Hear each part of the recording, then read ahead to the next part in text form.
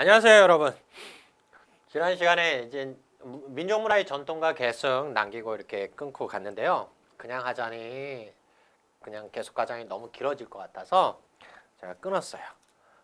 그리고 이 민족문화의 전통과 계승은 별로 어려운 지문은 아니지만 굉장히 중요한 지문이긴 해요.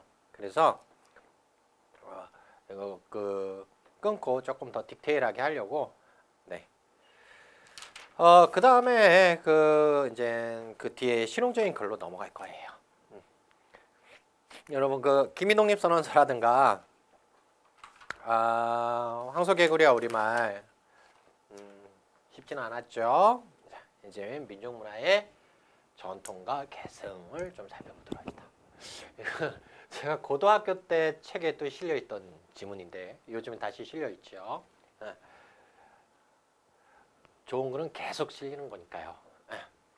여기 서론, 본론 이렇게 돼 있죠. 그럼 그 얘기는 곧 서론 이렇게 돼 있으니까 논설문이라는 거겠고요. 그죠?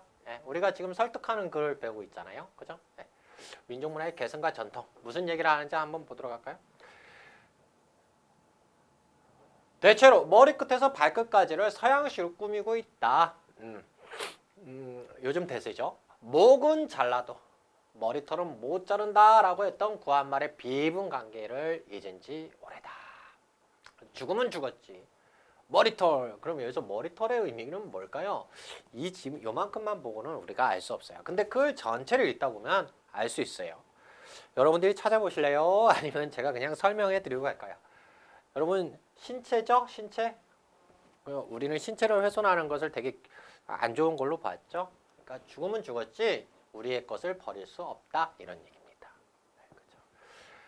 자, 신체를 상하게 한다는 건 효를 하지 않는 거가 되니까.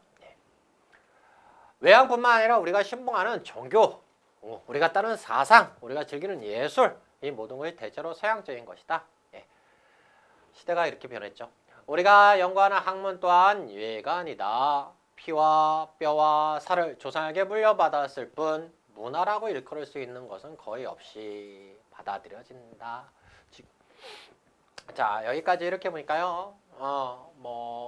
어떤 말을 인용하기도 하고요. 구한말의 어떤 학자의 말, 최익현? 네, 아무튼 모르겠어요. 기억이 가물가물해요. 아무튼 인용하기도 하고 또 구체화시켜 놓고 또 있어요. 근데 무엇을 구체화시키고 있냐면요. 현 실태를 지시하고 있는 거죠. 맞아요? 긍정적으로 봤어요? 부정적으로 봤어요? 부정적 견해에서 출발하네요. 자, 인용, 그 다음에 구체화를 통해서 현 실태를 제시하고 있다. 글씨가 너무 예뻐서 다시 씁니다. 현 실태. 그래서 부정적으로 봤어요. 자, 보세요. 이제 이러한 현실은 뭐예요? 서양화되는 현실이죠.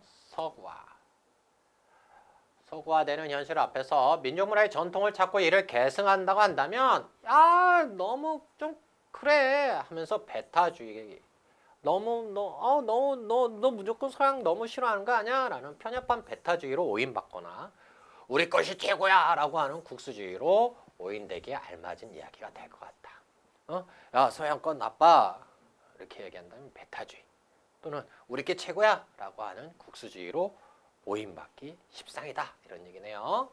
왜? 또 시대가 뭘로 바뀌었으니까?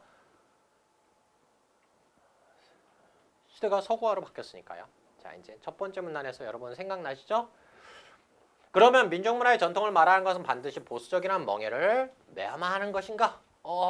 우리 것은 소중한 것이야 이렇게 얘기한다는 것은 너 너무 구닥다리야 라는 욕을 구속을 매야 하는 것일까? 물었어요. 그럼 거기에 대한 답이 나오겠죠. 자, 물음 속에서는 뭐요? 왓이 있고요. 물으면 뭐가 나온다고요? 답. 그럼 뭐에 대해서 얘기하겠다는 얘기예요? 민족문화의 전통에 대해서 말하는 것에 전통에 대해서 한번 얘기해 볼 것이다. 이에 대한 올바른 해답을 얻기 위해서는 전통이란 어떤 것이며 또 어떻게 계승해야 되는지 살펴봐야 되겠다. 자, 항상 여러분 논설문의 첫 번째 문단에서는요. 문제 제기와 관련된 문제 제기가 나오고요. 또 글에 뭐까지 예측할 수 있어요? 전개 방향까지 예측할 수 있습니다.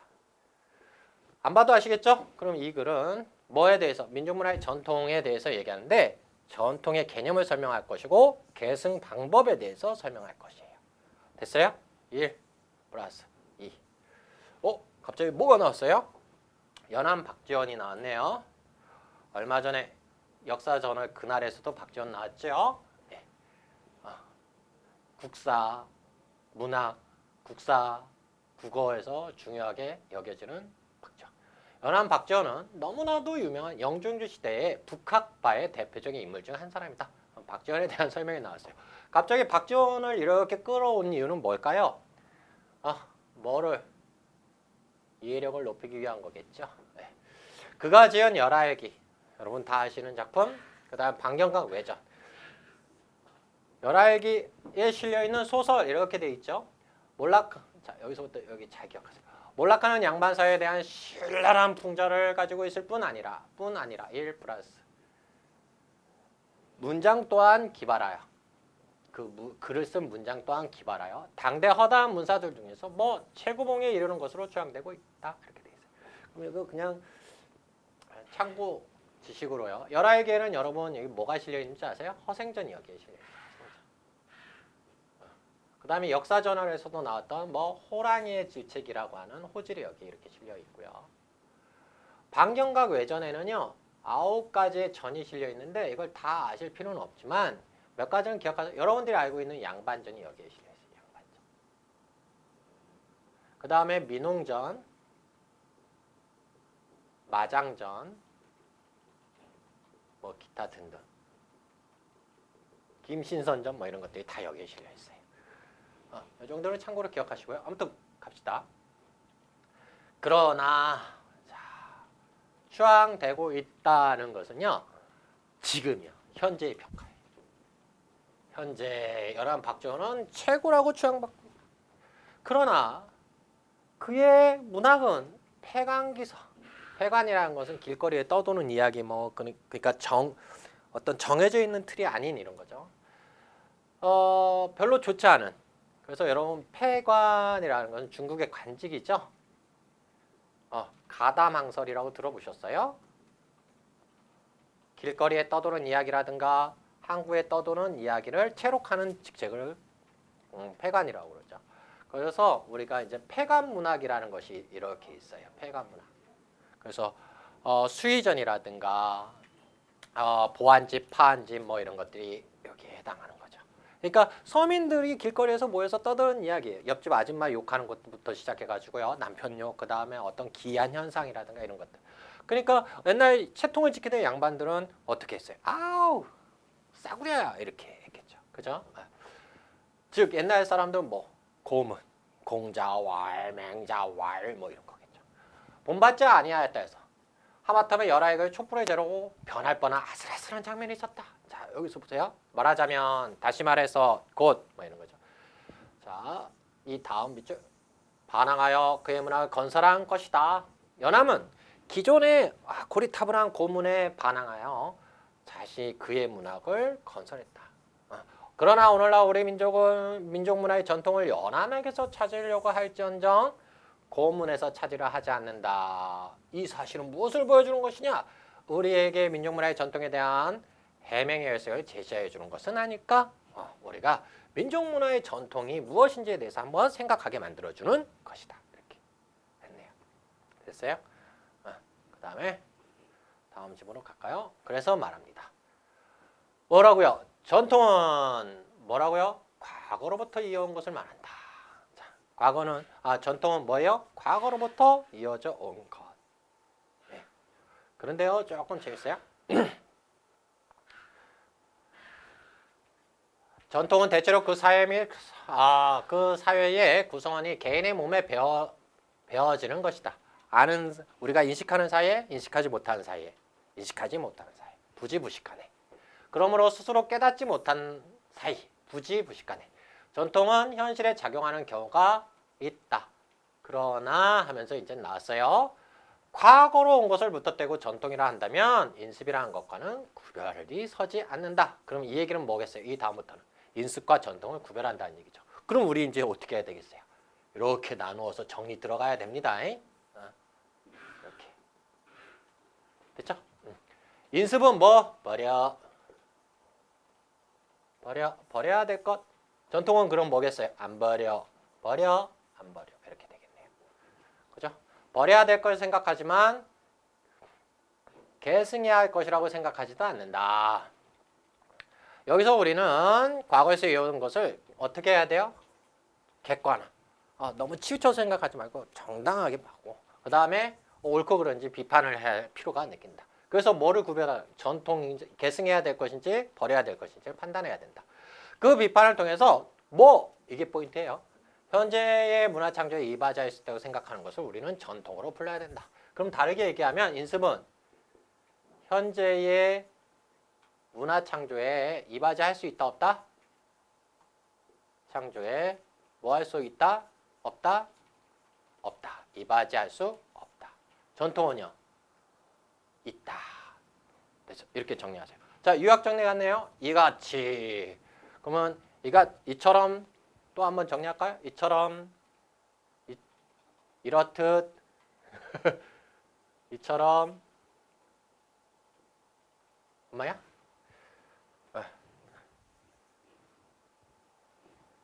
이처럼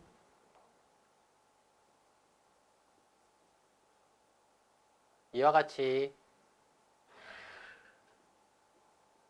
잘 인식이 안 되네.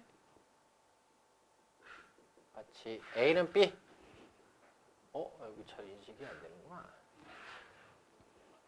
잘 인식이 안 되니까 그냥 말로 할게요. 지워. 이처럼 이와 같이 이렇듯 A는 B다. 자, 그럼 마지막에 있으면 어떻게 된다고 그랬어요? 마지막에 있으면 본 문단 요약 정리 플러스 B는 어떻게 된다고 그랬죠? 다음 문단에 what 또는 각 문단의 글쓴이의 의견 견해. 그럼 여기는 어떻게 되나 봅시다. A는 구별돼야 될 뿐더러 단순한 유물과도 구별돼야 한다. 어떻게 구별돼야 된다는 얘기를 하는 거예요? 문화창조에 관계없는 것은 우리는 전통이라 부를 수 없다. 그냥 요약정리 정도로 갔네요. 그렇죠? 네. 자, 됐어요. 그래서 여기서 중요한 것은 전통과 인습 구별하는 거하고요. 전통과 인습 구별하는 거하고요. 그 다음에요. 또 뭐가 중요할까요? 그 다음에 전통의 개념은 뭐? 현재의 문화창조에 이바지할 수 있는 것. 이게 포인트입니다. 자, 갑니다. 그러므로 어느 의미에서 고정불명의 신비로운 현 전통이라는 것이 존재하기보다는 오히려 우리 자신이 전통을 찾아내고 창조할 수 있다. 따라서 과거의 훌륭한 전통의 소선을 생각했던 것이 경기체가라든가 이런 것들이 여기에 해당하겠죠. 후대에서는 버림받게 되는 예도 허다하다. 그렇죠. 옛날에 최고야 뭐 이랬던 거. 요즘에 우리가 문학사에서도 그닥 많이 중요하게 여기지 않는 것들이 경기체가라든가 악장 같은 것들이 여기에 해당하겠죠. 왜요? 너무 목적성이 강해서요. 한편 과거에는 돌보지 않던 것들이 후대에 높이 평가되는 것이 한두 가지가 아니다. 그럼 뒤에 뭐가 연쇄 구체화되면 더 좋겠죠. 그래서 나오는 것들이 여기에요. 신라의 향가라든가 가요라든가 백자라든가 풍속가 같은 것이 그러하다 하면서 구체화가 여기 이렇게 이루어져 있어요. 자, 연암의 문학 또한 거기에 해당하는 예이다. 그러니까 예를 제시해서 증명했으니까 예증. 설명문을 하면요. 이게 예시라는 용어예요. 여기까지 이해되세요? 비단 연암의 문학만이 아니다. 면맥을 이어준 것이 모두 그러하다 하면서 다시 구체화. 됐죠? 그러면 이것들은 다 뭐라는 얘기예요? 우리가 전통이라고 생각하는 것들이다. 이런 얘기고요. 본론이 한편 이제 전통의 개념에 대해서 설명한다고 그러고 계승할 방법에 대해서 설명한다고 그랬죠. 그러니까 한편 우리가 계승해야 될 민족문화의 전통으로 여겨지는 것들이 연암에 의해서 알 수 있는 바와 같이 과거의 인습을 타파하고 새로운 것을 창조해내는 노력의 결정이었다는 것을 지극히 중대한 사실이다. 아까 전통이란 뭐라고 했어요? 새로운 문화 창조에 이바지할 수 있어야 된다고 그랬죠. 그 대표적인 것이 이제 또 누가 나오냐면 세종대왕 훈민정음 창제 과정에서 이 점이 뚜렷이 나타난다. 만일 세종의 고루한 보수주의자의 유학자들에게 한글 창조의 뜻을 굽혔던다. 여러분 아시죠? 채말리의 상소라든가 이런 거. 우리 민족의 최대 걸작품이 햇빛을 못 보고 말았을 것이 아닌가. 무슨 표현? 서리적 표현. 서리적 표현을 통해서 우리는 과거 이런 것들을 타파하고 뭐 새로운 것을 창조하는 노력의 결정체다. 그것이 곧 뭐다? 정통이다. 됐어요? 네. 또 누가 나와요? 원효 나오죠? 갑자기 원효 대사 하니까 그 컬투쇼 생각나는데요. 원효의 불교 신앙 또한 그러하다. 그러하다라는 얘기는 뭐겠어요? 앞에 하고 같죠? 전통의 창조적 성격을 가지고 있다. 그래서 원효는 당시에 유학인 서학을 하지 않았다. 서학을 하지 않았다. 이거는 이제 전통 인습에 해당하는 거라고 체크하실 수 있겠죠. 나눈다면, 굳이 나눈다면. 그의 화엄경서가 중국의 화엄종의 현수가 지은 원본이 되었다. 원효는 자, 여러 종파의 분립. 이건 인습이겠죠. 이렇게 한번 써볼까요? 여기 나왔네요. 자, 여러 종파의 교례를 통일하여 해동. 이게 뭐예요? 전 이렇게 되겠죠. 그뿐 아니라 모든 승려들이 귀족불교. 이거 뭐겠어요? 이렇게 나누실 수 있으면 돼요.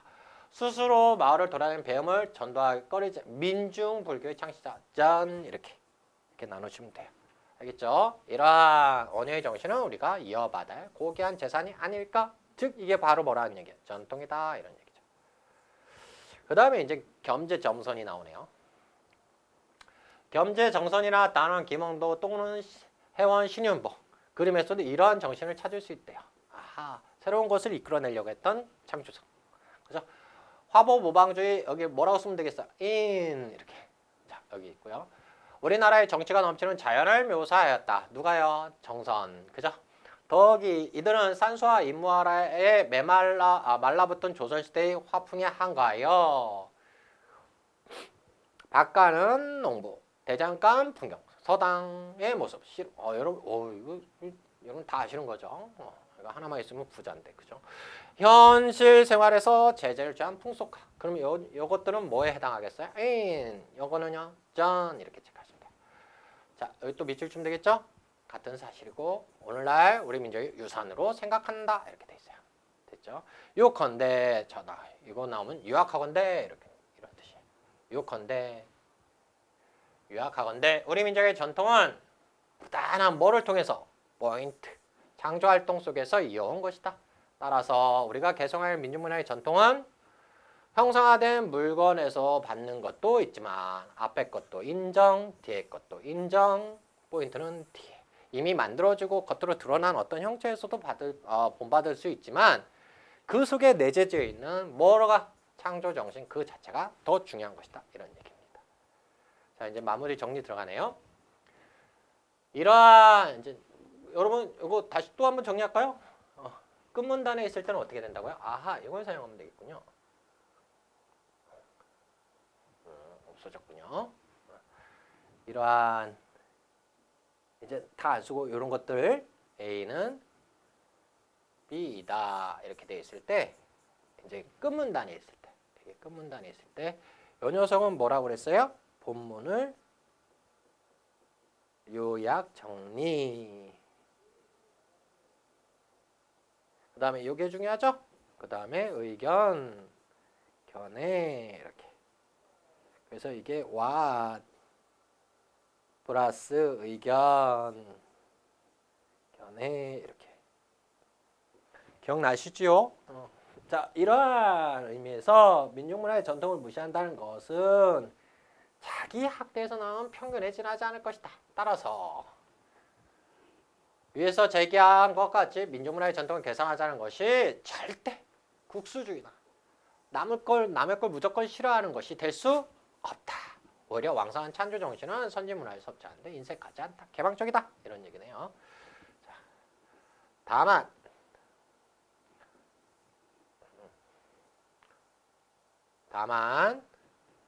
새로운 민족문화 창조의 이바지 창조가 단순한 과거의 묵수가 아닌 묵수라는 건 그냥 변화 없이 그대로 받아들이는 것, 비판 없이 한 것과 마찬가지로 단순한 외래 문화를 모방하는 것이 아님을 것은 아닐 것임은 스스로 명백하죠. 그대로 남의 걸 뺏기는 것이 아니다. 뭐야? 그걸 변화시키고 독창적으로 바뀌어야 되고 개성을 만들어야 된다 이런 얘기죠. 외래 문화도 새로운 문화 창조에 이바지함으로써 그 의미가 있는 것이고 비로소 민족 문화의 전통이 더욱 빛날 수 있는 것이다. 이게 이제 이 마지막에 글쓴이의 견해가 나와 있네요. 그래서 어떻게 주체적으로 수용해야 된다. 무조건 받아들여서는 안 된다. 이런 얘기죠. 그죠? 네. 이렇게 해서 여러분 여러 가지 글 읽기를 해봤어요. 이제는 518페이지로 가서요. 이제 3장으로 가서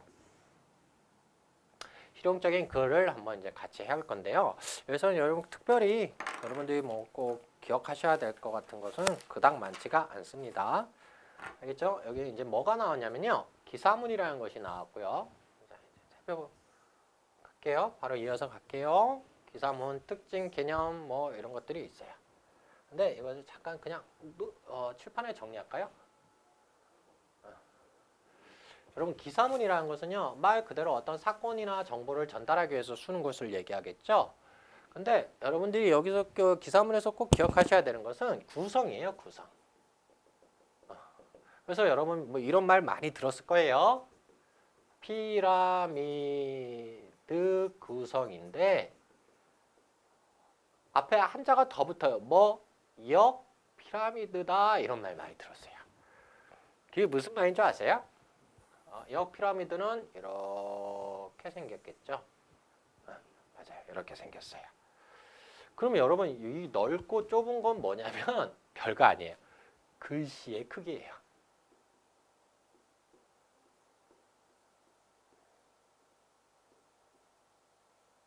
글씨의 크기. 그러니까 이 부분이 제일 크고 그 다음에 이 부분이 요거보단 작고 요 부분이 요 부분은 작다 뭐 이런 얘기예요. 아시겠어요? 예. 여기에 뭐가 나오냐면요. 여러분 표제라는 게 나와요. 표제. 제일 큰 거. 류현진 메이저리그 진출 뭐 이런 식으로요. 예. 그 다음에 부제라는 것이 이렇게 나와요. 부제. 좀 더 디테일하게 나오죠. 얼마 받고 어떻게 해서 어떻게 가게 됐다. 그 다음에 전문 또는 전원이라는 것이 나와요.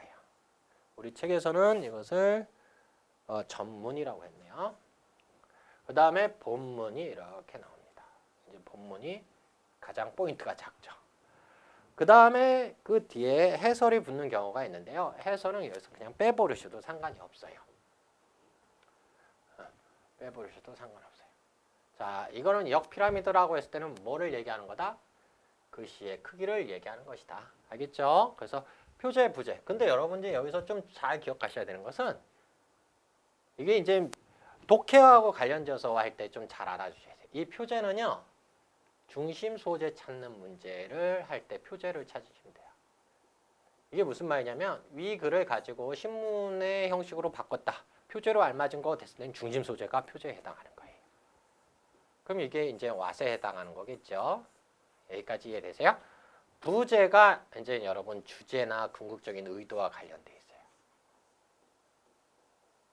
글쓴이의 견해.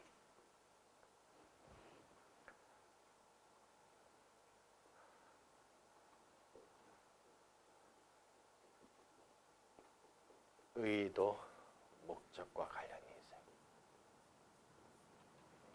그러면 이거는 뭐 찾는 거죠? 와 플러스 의견 찾는 거죠. 네, 잘하셨어요. 와 플러스 의견. 여기까지 되십니까? 네. 자, 그래서 여러분 위글을 가지고 신문을 사설로 만들려고 한다. 또는 신문 기사로 바꾸려고 한다라고 했을 때 부제로 알맞은 거 됐을 때 와 찾는 거고 표제로 알맞은 것은 했을 때는 뭘 찾는 거예요? 부제 찾는 거예요. 주제 참. 여기까지 이해되셨어요? 아무래도 신문은 생명력이 신속성이겠죠. 그 다음에 또 하나 요즘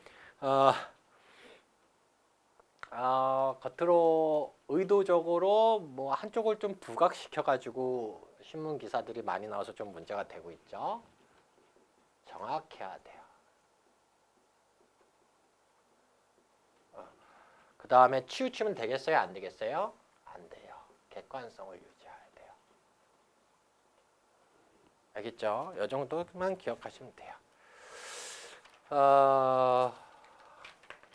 그 다음에 거기 광고문이라는 것도 있는데요. 이것도 한번 지워볼까요? 또 해볼까요?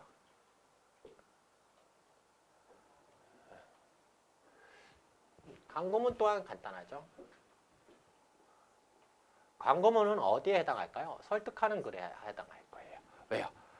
어떤 행동의 변화를 추구하거나 물건을 사게 하는 거거든요.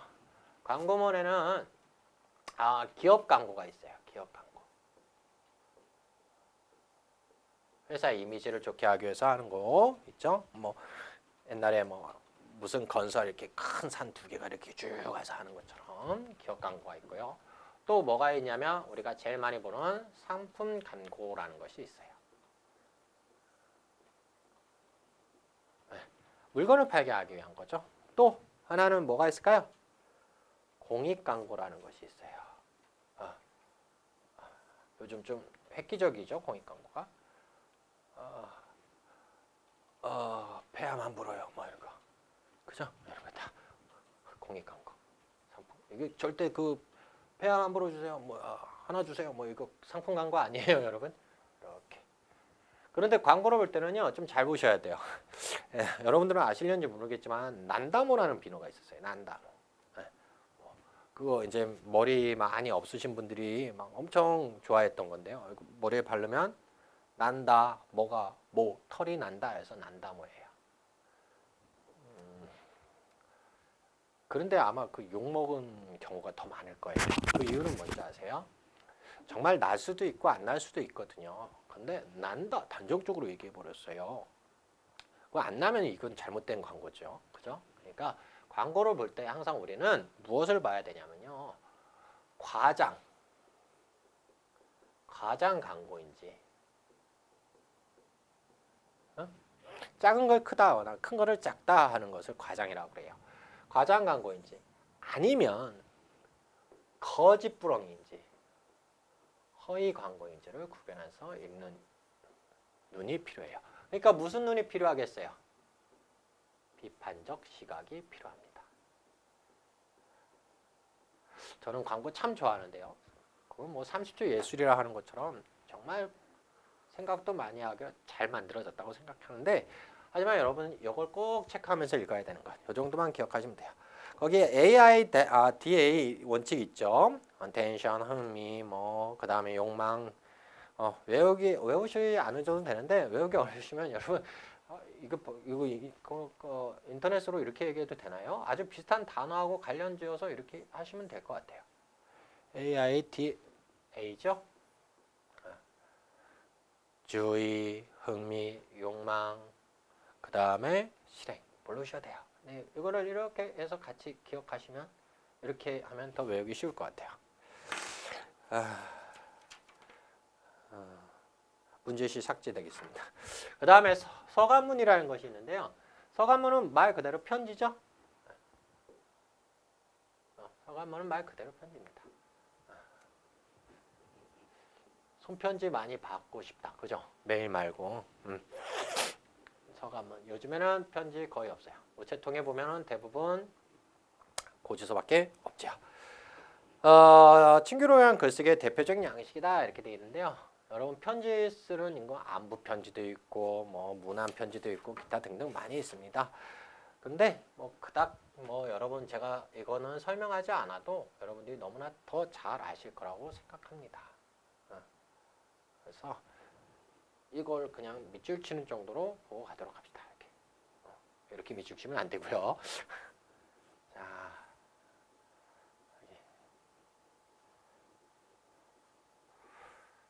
서간문 편지. 네. 나면 그냥 여러분이 읽어보세요. 요즘에는 근데 이 비공개성이 많이 없어졌더라고요. 또 정보를 공개를 많이 해요. 여러분 모르는 단어 있으세요? 시우? 계절 인사요. 계절 인사. 안녕하세요 선생님. 어제가 대보름이었는데 부름 좀 깨셨나요? 어디 편찮으신 데 없으시고 잘 지내십니까? 저는 잘 지냅니다. 이렇게 썼는데 안물 이러면 안 돼요. 그 다음에 하고 싶은 말, 저 이제 공무원에 합격해서요. 이제 발령만 기다리고 있는데 좋은 대로 발령 날 것 같아요. 발령 나기 전에 선생님 한번 뵙고 싶습니다. 술사라는 얘기겠죠. 끝내서 안녕히 계세요. 예. 그 다음에 PS. 출시는 여러분 아시죠? PS. 포스트 스크립트. 돈은 선생님이 내세요. 뭐 이렇게. 그죠? 본재인 납은 자기가 자기의 지불을 쓰는 거고요. 친히 펴보세요. 뭐 이런 얘기고요. 정교 전달해서 드릴게요. 물건 들어있어요. 이렇게. 됐어요? 아이고. 별로 중요치는 않죠. 지복백 나가 엎드린다. 어른들한테 하는 거고요. 그 다음에 공무원. 여러분들은 공무원이 되시면 이걸 잘 써야 되겠죠. 한번 읽어보세요. 근데 국어에서는 그닥 중요하게 여기지를 않습니다. 한번 읽어보시고요. 이렇게 보시면 돼요. 여기까지. 그래서 이제 지문 하나를 한번 해볼게요. 유배지에서 보내온 편지라는 지문이 있는데 이거 되게 유명하죠, 여러분? 어렵지는 않습니다. 여러분 아시죠? 정약용. 정약용 유배지가 어딘지 아시죠? 강진. 정약용의 기념관은 여러분 한번 가보세요. 여기 팔당댐 옆에 있거든요. 거기 드라이브 하기도 좋고 그러니까 한번 그 시험 끝나고 합격 기다리면서 한번 가보시는 것도 나쁘지 않을 것 같아요. 팔당댐은 어디 있는 줄 아시죠? 북한에 있지 않아요. 저기 양평 조안면인가 거기 있죠. 아무튼 보도록 합시다. 정약용에게는 아들이 많아요. 6남 3녀를 뒀는데요. 근데 되게 슬프죠. 6남 3녀를 뒀는데 4남 2녀가 먼저 가요. 그래서 2남 1녀가 남게 되는데 그 정학연하고 정학유라는 아들이 있어요. 학연. 위험한 이름이네요. 그죠? 학유. 이렇게. 근데 정학유는 여러분들이 또 공부를 꼭 또 공부하셔야 돼요. 뭐 때문인 줄 아세요? 농가 원령가 때문에 또 하셔야 돼요. 농가 원령가. 집안이 학자 출신이라서 대단해요. 그죠? 농가 원령가 꼭 기억하셔야 되고요. 그 다음에 또 정약용의 형은 또 유명하죠. 정약전이라고 자산어보로 또 유명한데요. 아무튼 유배지에서 이 두 아들에게 했는데 내용은 그렇게 어렵지 않습니다. 한번 쭉쭉 볼까요? 과일, 채소, 야채를 뭐 하도록 해라? 재배하도록 하여라. 됐어요? 시골에 살면서 과언이라 남새발을 가꾸지 않는다면 세상에서 버림받는 일이 될 것이다. 나는 지난번 국상이 난 바쁜 가운데서 만송 소나무예요. 10그루와 전나무 한두 그루 심어둔 적이 있다. 내가 지금까지 집에 있었다면 그러면 요거는 뭐 항상 가정한 것은 그렇지 못한 상황이죠. 집에 없다는 얘기고 제목에서 알 수 있듯이 유배지에 있다는 걸 알 수 있고요. 뽕나무 수백 주가 되었을 것이고 배도 몇 나무 옮겨 심은 능금나무 몇 그루 정도도 됐을 것이고 당나무는 지금 이미 밭을 이루었을 것이다. 여러분 당나무는 뭔지 아세요? 이 당나무는 이제 껍질 벗겨가지고 그걸로 종이 만들고 하는 거예요. 네.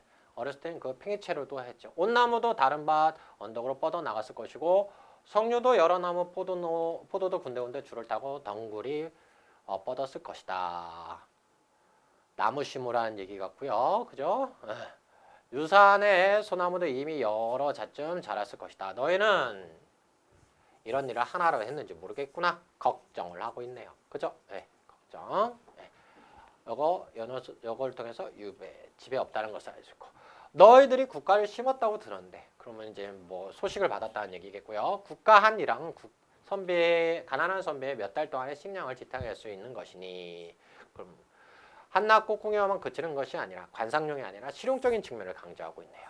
그죠? 네. 역시 정약나와요. 그죠? 측면 됐어요? 생지왕, 끼무로 천군과 같은 것이나 쪽나무 꼭두선이 등은 모두 마음을 기울여서 가꾸어 보도록 하라. 됐습니까? 그래서 나무 심어보고 그 나무도 뭐 꽃도 심어보고 그 다음에 이렇게 꽃도 심어보래요. 아직까지는 남새밭은 안 나온 것 같아요. 네. 남새밭 가꾸는 일에는 남새라는 것은 여러분 채소라는 거죠. 네, 채소. 네, 남새. 순 우리말이고요. 채소를 또 잘못해서 야채라고 하는데요. 야채는 쓰면 안 돼요. 왠지 아시죠? 일본식 한자 표기법이기 때문에요. 쓰면 안 됩니다. 가꾸는 일에는 땅을 반반하게 고르고 이제 가꾸는 방법에 대해서 얘기했네요. 되게 친절한 아빠시네요. 그죠? 네. 그리고 중요하면 흙은 가늘게 부수고 길게 부드러워야 한다. 씨는 항상 고르게 뿌려야 돼. 뭐주면 성기가 좀 여유를 두고 거리를 둬야 된대요. 듬성듬성. 아욱 된장국 끓이는 거고요. 배추, 무 이거 다 합치면 뭐게요? 남새입니다. 남새.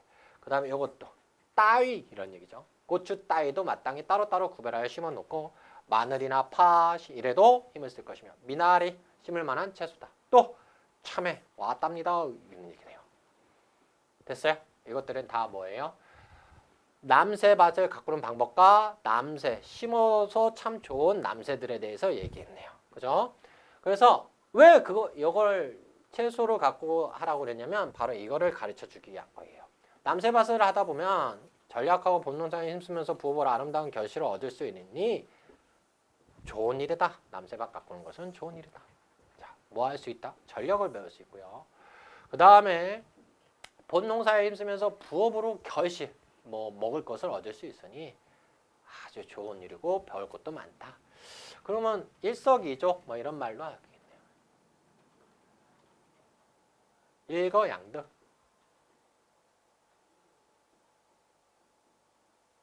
또 뭐가 있을까요? 속담이에요. 배 먹고 이 닦기.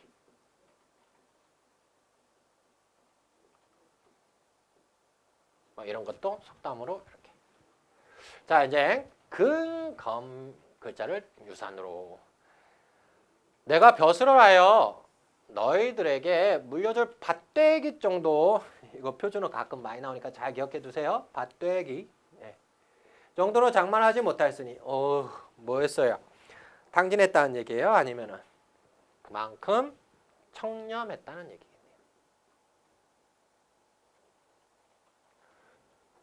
오직 정신적, 부적 두 글자를 마음에 지녀 살았고 가난을 벗어날 수 있도록 이제 너에게 물려주겠다. 너희들 너무 야박하지 마라. 요게 아니라서 너무 야박하다고 생각하지 마라. 한 글자는 근이고 한 글자는 검이다. 와우, 멋진 아빠다. 그죠? 이 두 글자는 좋은 밭이나 기름진 땅보다도 물질적 가치보다 더 중요한 것이다. 그래서 뭐야? 정신적 가치니까 평생 써도 닳지 않겠죠. 그죠? 네. 자, 이제 근검이니까 두 가지가 하나가 먼저 나오겠죠? 부지런함이란 무엇을 뜻하겠는가? 바로 자, 오늘 일을 내일로 미루지 말 것이며 1 플러스 뭐뭐이며 2 아침에 할 일을 저녁을 미루지 말고 맑은 날에 해야 할 일을 오늘 날까지 끌지 않도록 하고 비 오는 날 해야 할 일을 맑은 날까지 끌지 말아야 된다. 이걸 그냥 한 단어로 하면 미루지 마라 이런 얘기네요. 자, 여기까지가 첫 번째 근의 첫 번째에 해당하겠네요. 자, 이제 또 나왔어요. 늙은이는 앉아서 감독하고 어린 사람들은 직접 행동으로 어른들의 감독을 실천에 옮기고 젊은이들은 힘든 일을 하고 병든 사람을 집을 지키고 부인들은 길쌈, 이건 길쌈 바느질이고요. 한밤중은 사경이라고 그러고요. 넘도록 잠을 자지 않아야 된다. 너무 빡시다. 그죠? 쉬지 않고 일하는 거네요. 그죠? 그래서 요컨대 집안에 상한 남녀 단 한 사람이 놀고 먹는 사람이 없게 하고 잠깐이라도 한가롭게 보여서는 안 된다. 우와, 오 마이 갓. 그죠? 이런 걸 부지런하다. 그럼 여기서요. 어른이 해야 할 일과 어린아이가 해야 할 일, 그 다음에 여인이 해야 될 일이 나누어져 있죠. 그러면 각자 맡은 바 뭐하라? 최선을 바로 여기다 써야 되겠다. 뭐하라? 최선을 다하라 이런 얘기네요. 그죠? 최선을 다하라. 갑자기 이거 하니까 생각나는 향가가 있죠. 뭐예요? 맞아요. 충담사에 안민가가 생각날 거예요. 군다의 신다의 민다. 됐어요. 이거 연관지어서 한번 같이 공부해 두세요. 자, 이제 근 얘기했으니까 검 얘기 나오겠죠. 검소하다 이런 얘기죠. 검이란 무엇일까? 의복이란 몸을 가리기만 하면 되는 것인데 고운 비단으로 된 옷이야 조금이라도 헤어지면 세상에서 볼품없는 것이 되어버리지만 좋은 것은 약간 낡으면 아주 볼품없이 되어버리지만 원래 낡고 못난 것은 아무리 긁혀도 그냥 별 차이 못 느낀다 이런 얘기네요. 텁텁하고 값싼 옷감으로 된 옷은 약간 해진다 해도 볼품이 없어지지 않는다. 한 번의 옷을 만들 때 앞으로 계속 오래 입을 수 있을지 없을지 생각해서 만들어야 하며 곱고 아름답게만 만들고 빨리 해지게 해서는 안 된다. 그럼 요 녀석이 아니라 이걸 생각해야 된다라고 했으니까 정략에 뭐를 알 수 있어요? 실용정신. 실용성을 중시한다는 것을 우리는 알 수 있죠. 당연히 곱고 아름다운 옷을 만들지 않고 뭐 투박하고 질긴 것을 고르지 않을 사람이 없을 것이다. 실용성을 우리는 알 수 있어요. 아하. 그래서 제가 비싼 옷 안 입는 거예요. 절대 돈이 없는 건 아니고요. 돈도 없나? 아무튼 간에요. 자, 이제 근검을 얘기했어요. 그 다음에 그 음식에 대해서 또 얘기를 하네요. 음식이란 목숨만 이어가면 되는 것이다. 목숨만 이어가면 되는 것이다. 아무리 맛있는 고기나 생선이라도 입 안으로 들어가면 더러운 물건이 되어버린다. 삼키기 전에 벌써 사람들을 싫어한다. 저는 개인적으로 이해 안 돼요. 인간이 이 세상에서 귀하다고 하는 것은 뭐 때문이니? 정성 때문이니? 전혀 속임이 있어서는 안 된다. 자, 남을 속여서는 된다 안 된다? 안 된다. 그런데요. 뒤에 뭐가 나오냐면 속일 수 있는 게 하나 있다고 그래요. 자, 속여서는 안 돼요. 왜? 정성이니까요. 하늘을 속이면 제일 나쁜 것이고 자, 임금이나 어버이를 속이면 그 다음 나쁜 것이고 농부가 같은 농부로 상인이 동업자를 속이면 모두 나쁜 것이지만 단 하나 요거 얘기하려는 거겠죠? 입과 입술은 속일 수가 있다. 맛이 없어도 맛있다고 생각하면서 먹으면 된다. 아무리 맛없는 음식도 맛있게 생각하여 입과 입술을 속여 잠깐 동안만 지내고 보면 뭐를 해결할 수 있어요? 배고픔을 해결할 수 있다. 됐어요? 이것도 배고픔 이것도 무슨 말이겠어요? 실용성이겠죠. 여기까지 이해되십니까? 그래서 뭐를 예를 들었어요? 여기서는 옷, 여기서는 뭐를 통해서 이거 체크하셔야 돼요. 옷, 음식을 통해서 얘기하고 있다. 자, 금년에 내가 다산에서 지내면서 상추로 밥을 싸서 덩이를 삼키고 있을 때 구경하던 사람이 상추로 싸먹는 것과 김치를 담아 먹는 차이가 무엇입니까? 이렇게 물었대요. 그래서 나는 거기에 대해 그건 사람이 자기 입을 속에 먹는 방법이다 라고 말하였습니다. 쓴 음식을 맛있다고 하면서 먹으면 되는 것이다. 이런 얘기죠. 이야기해 준 적이 있다. 어떤 음식을 먹을 때마다 무슨 생각? 이런 생각을 하고 맛있고 기름진 걸 애써 결국 병원소에 가서 대면 보는 일에 정력을 소비할 뿐이다. 음식이란 그 배고픔과 굶주림을 해결하면 되는 것이다. 당장의 어려운 생활 처지를 극복하는 방편만이 아니라 여기서 뭐만이 아니라 1 플러스 2예요.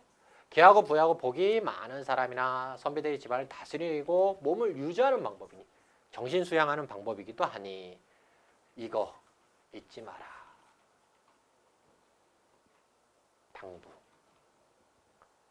됐죠? 여기까지 보시면 되겠어요. 여러분 김치는 살아있다라는 것은요. 여기 문법 하나 있는데요. 절대로 뭐뭐해라 이렇게 돼 있죠?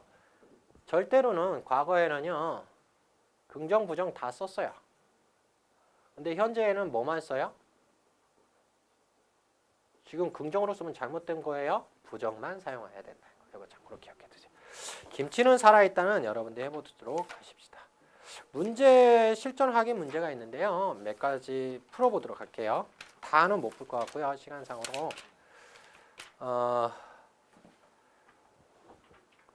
몇 가지 풀어보도록 할게요.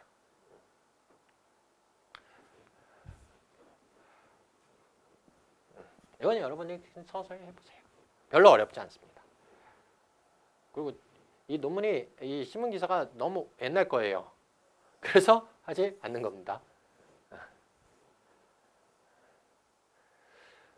자, 여기 보도록 할까요? 다음 내용이 아닌 것은 문제는 크게 세 가지로 이루어져 있어요. 항상 범위, 다음 글, 이게 범위죠.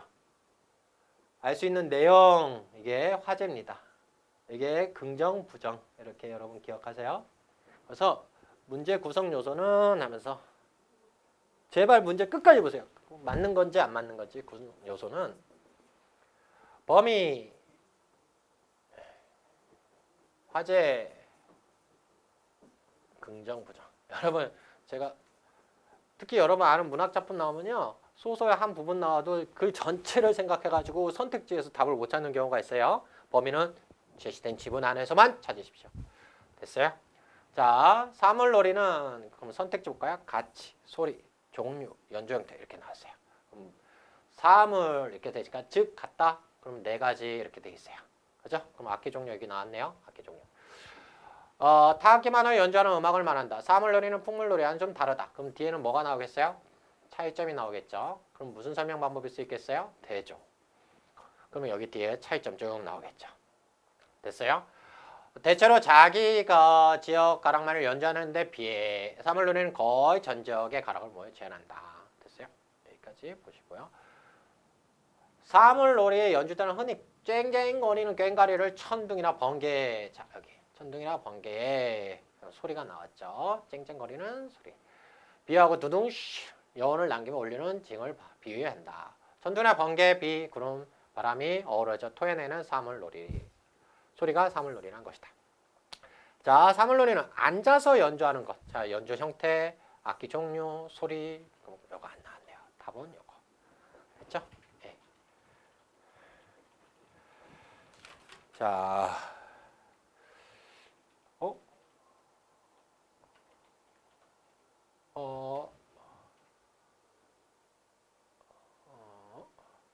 깜짝이야. 자, 그 다음에 이거 말고 이것도 한번 해볼까요? 자, 이제 보세요. 다음 걸 긍정 문제네요. 네, 됐어요. 선택지를 먼저 한번 보도록 할까요? 여러 인원을 토대로 노동시장에 대한 다양한 관점 소개하고 있다. 그러면 여러분 이거는요. 문제 유형이니까 제가 잠깐 문제 푸는 방법을 설명해 드리면 이거는 글의 전개 방식과 관련돼 있어요. 전개 방식은 어떻게 되냐면요. 일단 전개 방식 다른 말로 표현 방식이라고 해도 상관없어요. 이건 문학이든 비문학이든 다 같아요. 대부분 일반적인 선택지는요. 선택지는 이렇게 이루어져 있어요. 표현 방법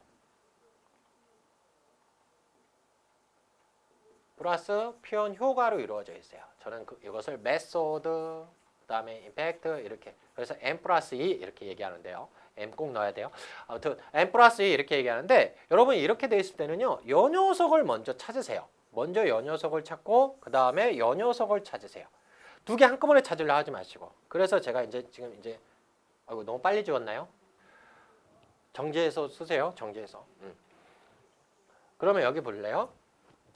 여러 이론을 토대로 됐죠? 이게 이제 방법이에요. 방법. 글 전개 방법. 다양한 관점을 소개하고 있다. 이게 효과죠. 효과. 여기까지 이해되세요? 여러 사례를 근거로 됐죠? 이 여러 사례. 이게 뭐겠어요? 방법이죠. 노동시장에 대한 통념을 비판하고 있다. 이게 뭐겠어요? 효과죠. 효과. 됐어요? 여러분 통념 나오면 무슨 말이 또 나오겠어요? 머릿속으로. 아 맞아요. 일반적으로 많은 보통은 이런 말들이 또 나올 거예요. 흔히 이런 말들. 그 다음에 여기 또 대비 방식 이게 뭐겠어요? 이제 방법. M 이렇게. 요 녀석은요. 이게 E 효과 이렇게. M 플러스 E, M 플러스 E 이렇게 기억하시면 돼요. 기준의 논의를 분석 여기가 이게 뭐겠어요? 방법. M 플러스 주장을 제시하기. 그러면 여러분 뭐부터 찾으라고요? 여러 이론이 나오는지 사례가 나오면 대비의 방식을 쓰고 있는지 그걸 먼저 찾으시면 된다는 거고요. 문제 푸는 방법이요. 자 보세요. 노동시장은 생산물 시장과 본질적으로 유사하지만 자 앞에 거 인정, 뒤에 거 인정, 포인트는 뒤에 다르다. 엄마? 이거 안 봐도 알겠네요. 됐죠? 네. 자, 이제 3번 같은 문제는 시험 문제 제법 잘 나오는데요.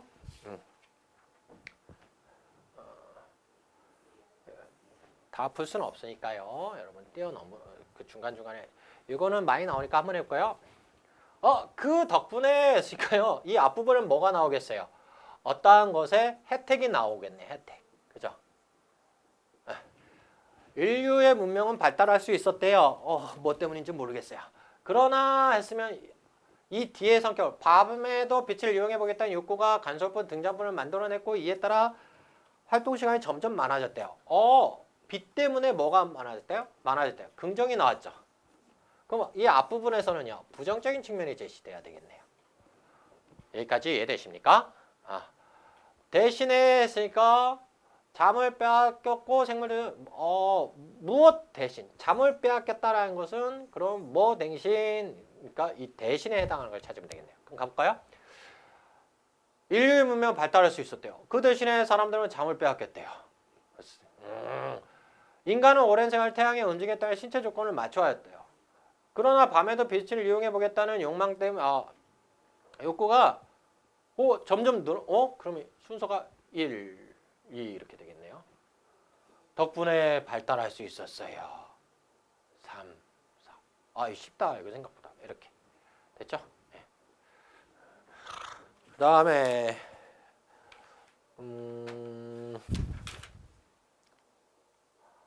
8번 문제로 갈까요?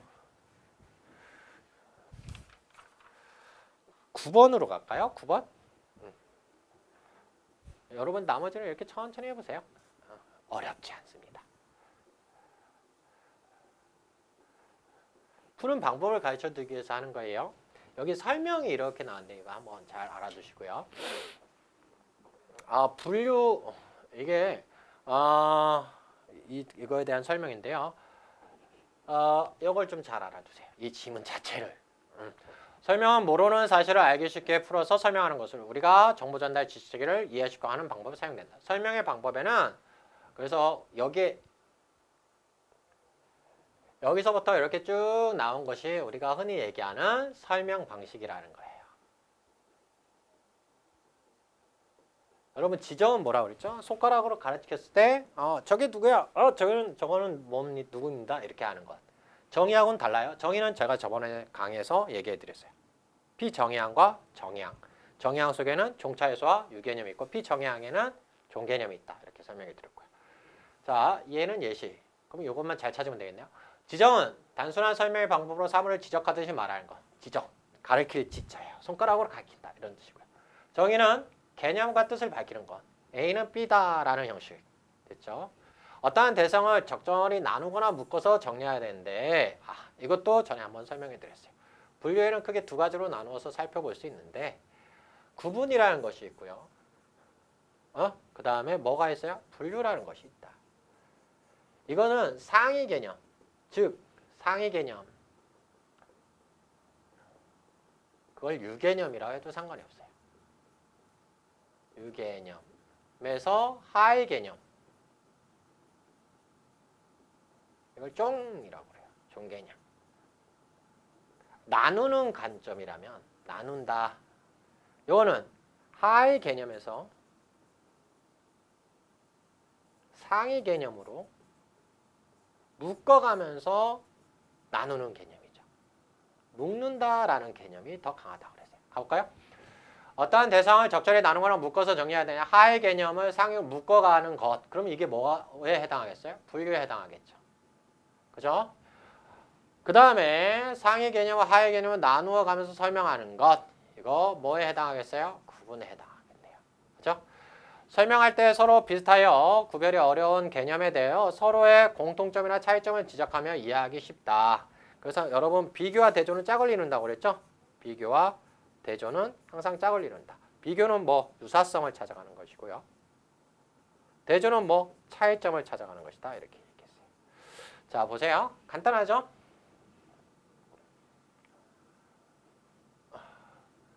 둘 사이의 대상의 유사성에 대한 설명을 하는 것을 그럼 여기 뭐가 되겠어요? 비교. 여기는 아까 뭐였었죠? 묶어가는 상위 분류.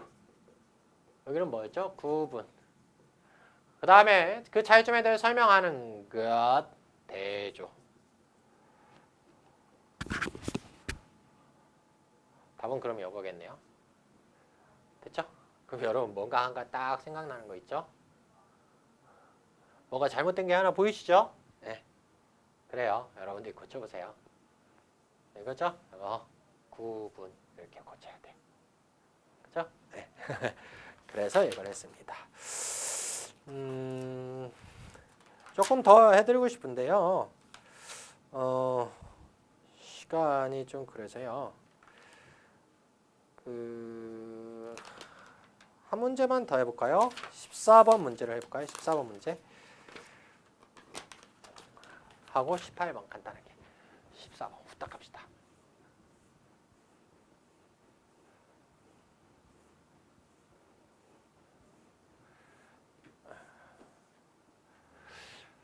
접속어를 순서대로 넣어라 이렇게 돼 있죠. 여러분 그럼 그 앞에 문장과 뒤에 문장의 관계를 좀 살펴보면 돼요. 긍정 문제죠. 그러면 여기 나열 왜냐하면 그리고 뭐 이런 걸 넣어야 된대요. 왜냐하면 언제 쓰죠? 원인과 결과가 뒤바뀌어 있을 때 쓰는 거고요. 그죠? 네. 앞에가 결과고 뒤가 뭐일 때?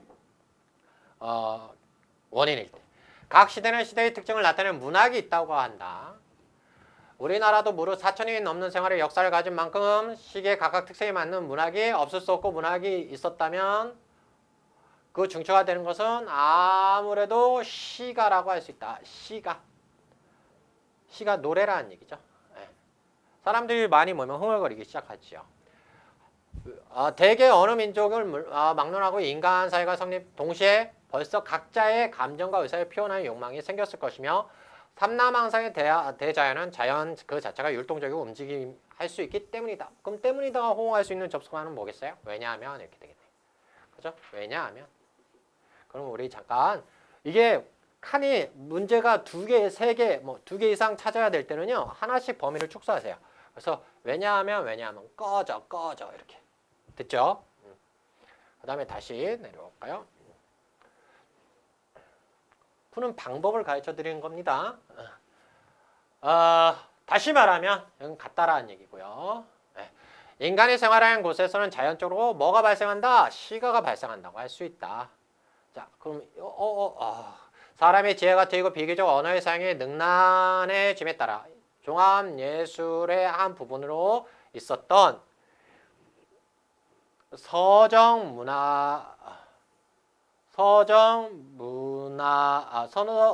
문학적 요소가 여기 이만큼은 같은 있고요. 요소가 분화 독립되어 재혼화 노동력 따위의 시가 원형을 이루고 다시 집단적 개인 서정시로 발전했으라 추정한다. 그러면은요 시가가 이렇게 발전하는 과정을 얘기했네요. 그러면 순차적으로 이어져야 되겠죠? 그러면 그리기가 와야 되겠네요. 에이 이렇게 됐어요? 그 다음에 그러므로 다른 나라도 마찬가지겠지만 상당히 중요하다. 그래서 이게 무슨 성격을 가지고 있어요? 요약정리. 요약정리는 언제 써요? 어떤 것들이 있어요? 그래서 따라서. 굳이 이게 아니어도 돼요. 그래서 이렇게 또는 따라서 이렇게로 바꿔도 상관이 없어요. 알겠죠? 그 다음에 이제 마지막 문제로 가도록 할까요? 아주 간단하게 풀 수 있는 것. 기업과 니은의 관계. 나는 오늘날의 인류의 문화가 불완전하면 안다. 왜? 자, 생활율 이 두 가지를 찾으라는 거죠. 불완전함을 알기 때문에 그게 필요하게 됐다. 원인, 결과. 간단하네요. 이렇게. 아시겠죠? 네, 이렇게 해서 여러분 지금까지 6강에 걸쳐가지고 이제 독해에 대해서 좀 살펴봤었는데요. 여러분 너무 어렵거나 그러면은 카페에 글 남기시고요. 여러분 교재를 꼭 강의만 들어서는 좀 이해가 되게 어려울 것 같고요. 교재를 꼭 보시고요. 그 다음에 국어도 암기 과목이에요. 몇 가지를 암기해 놓으면 굉장히 쉬워집니다. 시간도 단축되고 정답률도 올라가고. 그래서 외워야 될 것들은 꼭 외우시기 바랍니다. 다음 시간에는 이제 화합법과 작문 이거는 좀 양이 적으니까 금방 할 수 있을 거예요. 독해하느냐고 고생 많으셨어요. 다음 시간에 봐요.